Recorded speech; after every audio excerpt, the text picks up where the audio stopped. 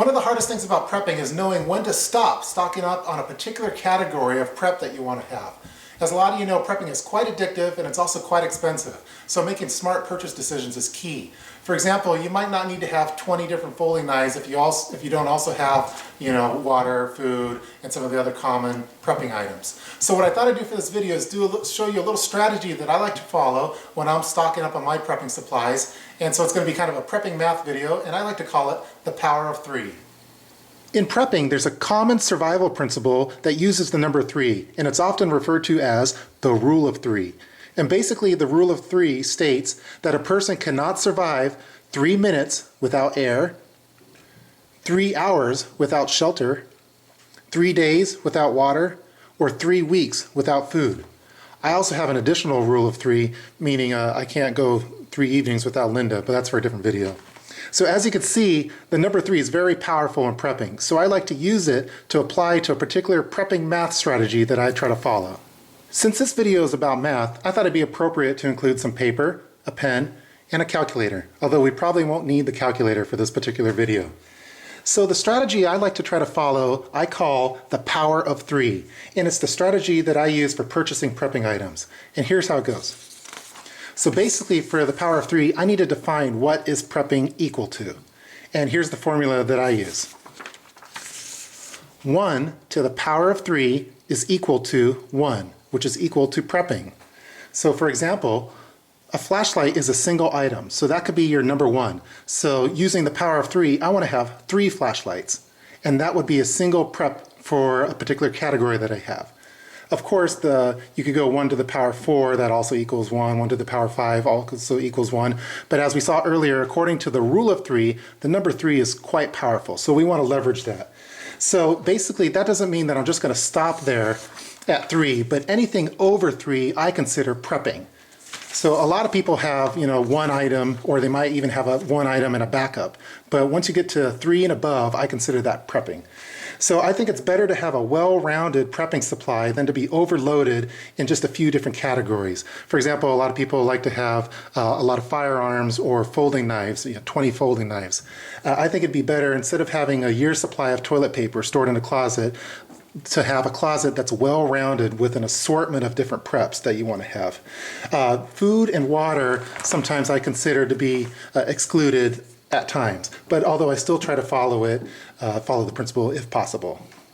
So if buying 3 of a particular item makes you cringe, perhaps that item isn't necessary for your preps, at least at that time. This will help rule out certain impulse purchases. So I try to follow the rule of 3 for 2 different applications, gear and rations. Here's an example that applies the power of 3 for gear purchases. These are 3 different flashlights that one might include in their EDC system. The first flashlight I consider your primary. So number 1 is your primary item. The second one is your secondary or backup item. That's number 2. The number 3 is what I consider to be your preps. So 3 and above is prepping items.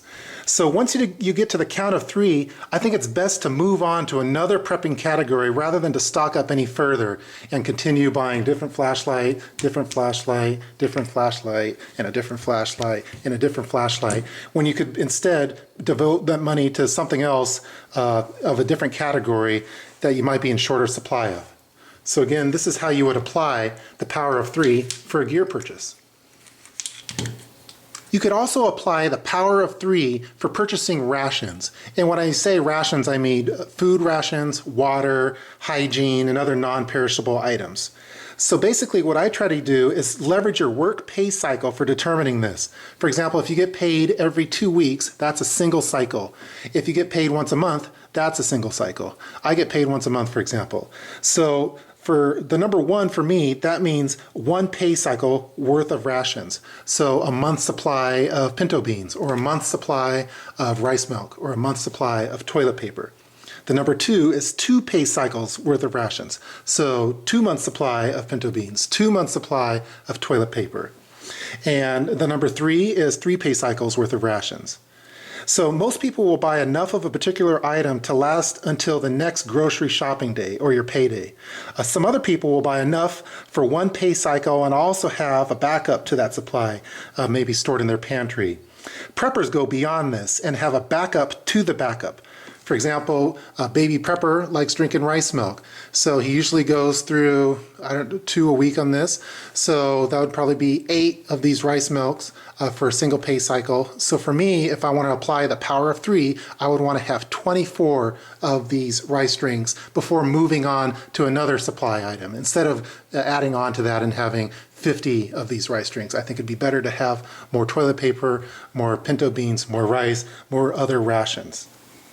Here's an example of leveraging your pay cycle for determining the amount of preps to get for a non-perishable item. We have 2 small little Italian greyhounds, and they're indoor dogs, and so they use potty pads when they go to the bathroom. They usually use around 2 a day, and this is a pack of 100 that you get at Costco. So if we're going to leverage the power of 3 for this would be my primary supply of potty pads for the month. This would be my backup, and then this would be number 3, which is my preps. And that would be actually a good stopping point for us when we're stocking up on our preps. As you can see, stocking up more than the power of 3 can lead to some problems. For example, do you really need to have over 1,000 potty pads available at all times? Probably not, especially if you're spending $15 for each of the boxes. There's 100 in each box. This is not taking away money that you could be spending on other preps that you might want to stock up on, as well as it's also taking up space for storing those preps. For a lot of people, you might not have an unlimited supply of storage space. Like me, space is limited, so where these other boxes come into play, I could be storing toilet paper, paper towels, more food, more water, and having a well-rounded portfolio of preps. There are some exceptions when applying the power of 3 isn't really necessary. One of those exceptions is high expense, low probability items. For example, an AED defibrillator, those cost around $1,000. It's going to be a low probability item that you might need when you compare it to something like toilet paper, which is going to be a high probability that you're actually going to use it. Another exception is something that's 3 methods, 1 function. So what I mean by that is if you take water purification, maybe you don't need to buy 3 of a particular water filter, but instead have 3 different methods for purifying water. A third exception is extreme sales. So prices that are too good to be true sometimes warrants overstocking an important item. So if you find a toilet paper of your favorite brand of toilet paper that is absolutely too good of a deal to pass up, it's okay then in that case to overstock on this particular item because that'll help you save money in the long run. And those are the 3 exceptions that I found for the power of 3. In summary, I try to use the power of 3 as a guideline for determining the amount of preps that I need. It helps me control cost, stay organized, control space, as well as have a well-rounded prepping supply. So this isn't meant to be any kind of gold standard for how you should prep. This is just a guideline that I try to follow to help me stay a little bit grounded. So in future videos, you may hear me reference the power of 3, and this video is what I'm referring to. So again, your first item, that's your primary. Number 2 is your secondary, and 3 and above, those are your preps. I hope you guys enjoyed watching this video. Take care.